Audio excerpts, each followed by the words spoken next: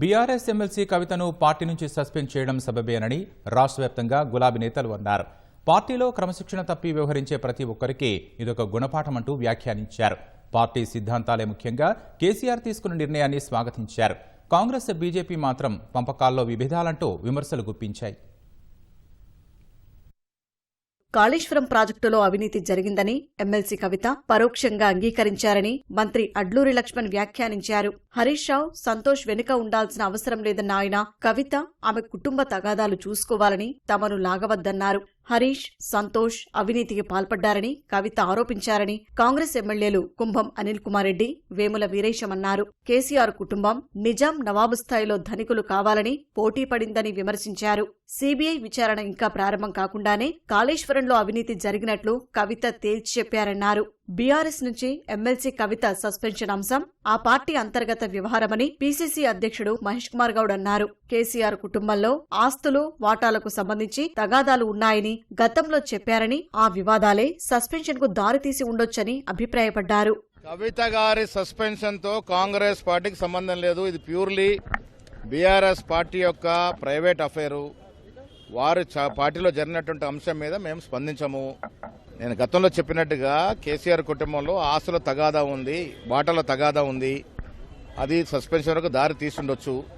ఏది ఏమైనా బీఆర్ఎస్ పార్టీలో జరిగినటువంటి వ్యవహారం మీద మేము స్పందించము. కాళేశ్వరం అవినీతిపై చర్యలు తీసుకోవడంలో రాష్ట్ర ప్రభుత్వానికి చిత్తశుద్ది లేదని మహబూబ్ నగర్ ఎంపీ డీకే అరుణ ఆరోపించారు.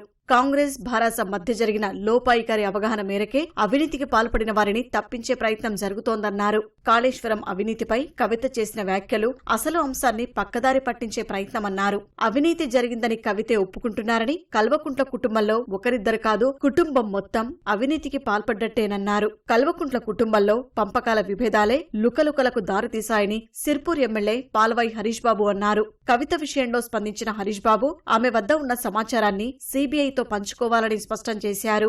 ఎమ్మెల్సీ కవిత బీఆర్ఎస్ కార్యనిర్వాహక అధ్యక్షుడు కేటీఆర్ పై చేసిన వ్యాఖ్యలకు నిరసనగా వరంగల్లో ఆ పార్టీ శ్రేణులు ఆందోళనకు దిగాయి. కేసీఆర్ కు 4 కోట్ల మంది తెలంగాణ ప్రజలే కుటుంబమని వరంగల్ తూర్పు మాజీ ఎమ్మెల్యే నరేందర్ అన్నారు. 60 లక్షల మంది బీఆర్ఎస్ కార్యకర్తలు ఆయన వెంట నడుస్తున్నారని, ఒకరు వెళ్లిపోతే పార్టీకి కలిగే నష్టమేం లేదని వ్యాఖ్యానించారు. కవిత సస్పెన్షన్ సబబేనని, తమ నాయకుడు కేసీఆర్ నిర్ణయానికి కట్టుబడి ఉంటామని సంగారెడ్డి ఎమ్మెల్యే చింతా ప్రభాకర్ అన్నారు. కవిత సస్పెండ్ ను మెదక్ జిల్లా బీఆర్ఎస్ పార్టీ అధ్యక్షురాలు పద్మా దేవేందర్ రెడ్డి స్వాగతించారు. ఎవరైనా క్రమశిక్షణను ఉల్లంఘిస్తే ఇలాంటి చర్యలే పునరావృతమవుతాయని కేసీఆర్ సందేశమిచ్చారన్నారు. జగిత్యాల జిల్లా మెట్పల్లిలోని ఎమ్మెల్యే కల్వకుంట్ల సంజయ్ కార్యాలయంలో కవిత చిత్రపటాలతో ఉన్న ఫ్లెక్సీలను పార్టీ శ్రేణులు తొలగించాయి. కేసీఆర్ తీసుకున్న నిర్ణయాన్ని స్వాగతిస్తున్నామని కూకట్పల్లి ఎమ్మెల్యే మాధవరం కృష్ణారావు అన్నారు. ఇది ఆయన గొప్ప నాయకత్వానికి నిదర్శనమని అభిప్రాయపడ్డారు.